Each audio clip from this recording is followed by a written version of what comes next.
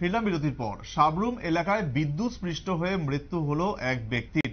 মৃত ব্যক্তির নাম এখনো পর্যন্ত জানা যাচ্ছে দেবব্রত দেবনাথ।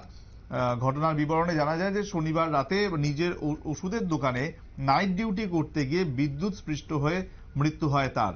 জানা যায় দোকানের ফ্রিজ শর্ট থাকার ফলে এই দুর্ঘটনাটি ঘটে।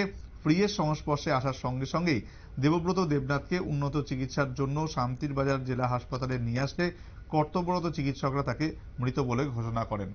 এই ঘটনায় এলাকায় শোকের ছায়া নেমেছে। সংশ্লিষ্ট ব্যক্তিরা কি বলেছেন শুনুন। ওষুধ দোকানে নাইটের কালকে ডেটটা ছিল, কি নাম? দেবব্রত দেবনাথ।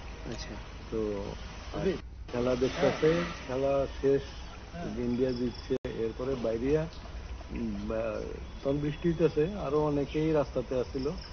এনে গিয়ে সবাই মিলে একটু আনন্দ করছে, সবাই মিলে